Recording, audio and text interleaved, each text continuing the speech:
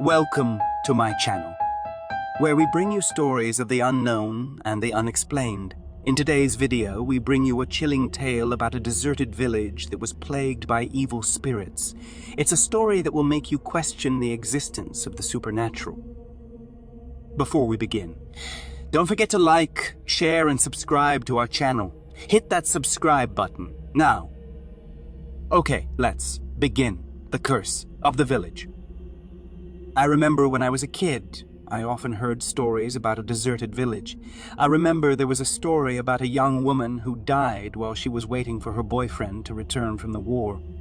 The spirit of the young woman possessed the dead and rotten body. She refused to be buried by the villagers because she was still waiting for her boyfriend to return. The villagers got scared and everyone left the village. Growing up, I like hearing that story. I thought it was just a story the elders made up to scare us kids so we wouldn't stay up so late at night. I didn't think I could actually experience the horror that drives people to leave their village. In the 1950s, my wife and I got married and went to live in a new small village in the mountains of Laos. During that time, there weren't many people in the village. The village was quiet and peaceful. I remember one morning, the village chief called everyone to gather in front of his house. During our small morning meeting, the village chief told us that he had a dream the night before. In her dream, the guardian spirit of the land warned her to keep the noise down after dark.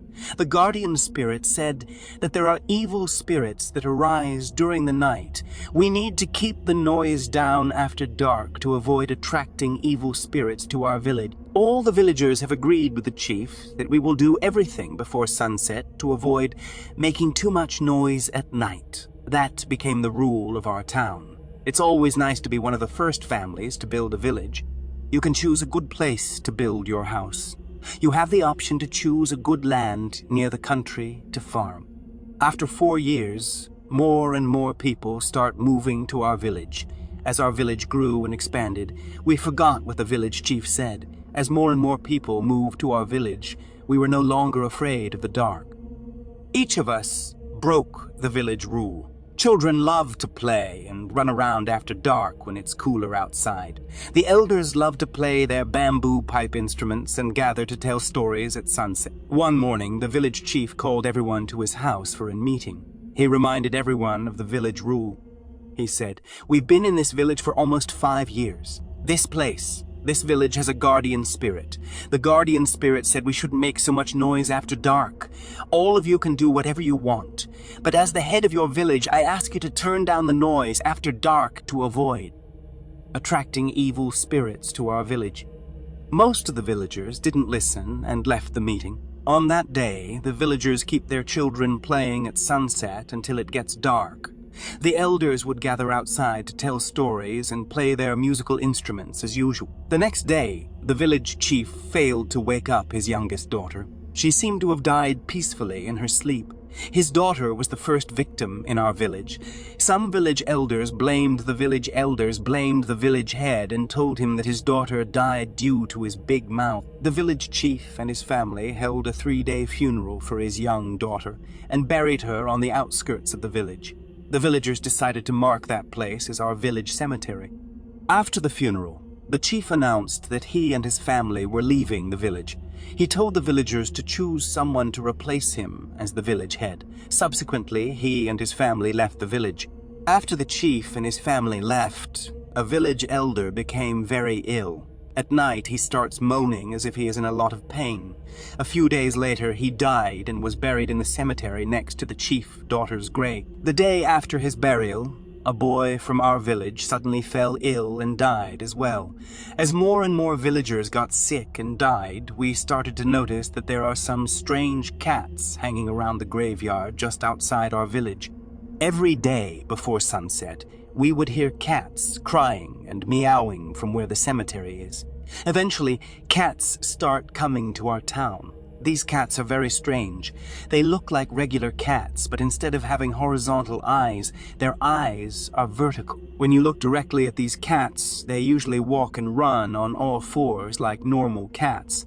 But when you see them out of the corner of your eye, they appear to walk on 2 legs. At night, If you go outside, these cats look like babies with long, messy hair. As more and more villagers got sick and died, everyone started to move. At first, the villagers didn't want to move and leave everything they built behind. But after everyone loses a loved one, the villagers start moving one family at a time. Eventually, our village grew cold and empty. My wife and I were also planning to move, but my wife had just given birth to our son. My wife was still too weak to travel on foot. That was the only reason we didn't leave. During that time, only my little family and one other family remained in the village. One day, I went to that family's house because I wanted to know if they were leaving town soon. That family told me that they plan to leave, but the grandfather is very ill. They're just waiting for Grandpa to pass before they leave town. I said to Jovan, "Hey, I'll get back to my place before the sun is completely down. Come tell my family when you're leaving. We also want to go with your family." Jovan told me he will let me know. On the way back, there were cats following me. Every time I turned to look at them, they would scatter and flee, only to appear around the corner from every empty house along the way. When I got home, I told my wife about the situation with the other family. I also told her what happened on my way home. That night, my wife and I decided not to light fires or light candles inside our house.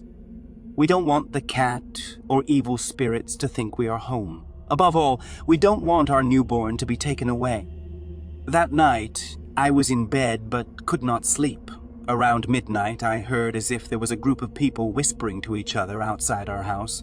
At that moment, our newborn started crying. I got up to light a candle so my wife can feed our baby. Just as I light the candle next to our bed, I see hundreds of yellow eyes through the little cracks and holes in the bamboo walls of our house.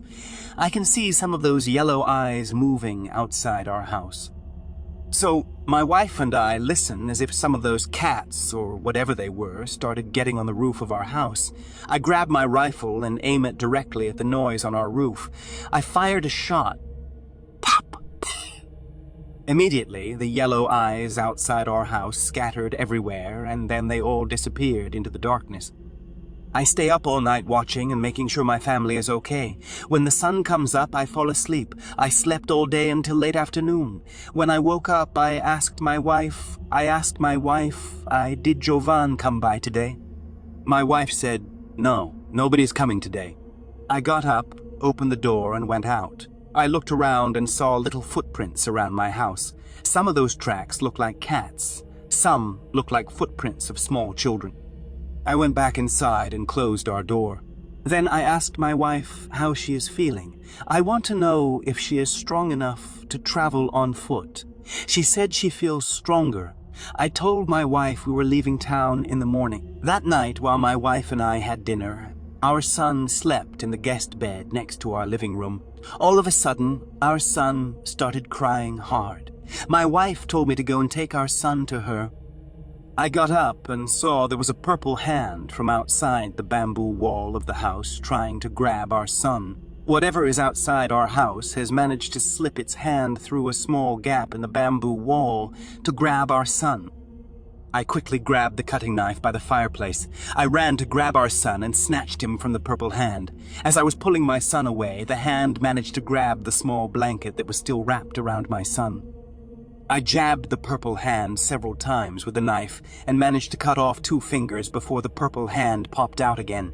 I handed our baby to my frightened wife and grabbed my shotgun to leave. But my wife stopped me. "I didn't want you to come out because if something happened to me, I wouldn't know what to do." When I looked back at the hole in the wall by the guest bed, I saw an eye blinking at us. I aimed my rifle at it and fired a shot. Pop! Whatever was out there got away, pointing fingers at these cats. Our village elders believe that these cats are evil spirits. They think these cats are the reason our people are dying. Every day, someone would suffer from a headache or stomach pain and suddenly die from it. I was hoping the other family would hear the shot and come check on us, but they didn't check us the night before. I don't think they notice us. I don't even know if I'm still in village. Maybe my family is the only ones left. I wasn't sure. That night we locked ourselves in the bedroom. The next morning I kept some food and water in my bag along with 2 blankets. I take my rifle and my wife has brought our son. Before leaving the village, we went to the other family's house. I just want to inform Jovan and his family about what happened last night. When we arrived, I knocked on his door several times, but no one answered. I tried to open the door and noticed it wasn't locked. I told my wife to wait outside. When I entered his house, I noticed some of his stuff and blankets rolled up in the corner of his living room. Apparently, Jovan and his family had already left, but I wonder why they didn't take their things. It's like they left in a hurry or something. Then I noticed a strange and unpleasant smell coming from his family's bedroom. I went to open the bedroom door. Inside was his grandfather's body. I noticed his grandfather's right hand looked bloody and 2 fingers were missing. I quickly closed the bedroom door and left the house. I told my wife we have to go as we are the only family left in the village. It took almost a full day to walk to the next village. We don't know what happened to Jovan and his family. That concludes our story. It serves as a reminder that sometimes there are things in this world that we cannot explain or understand. Thank you for watching, and please don't forget to like and subscribe for more stories like this.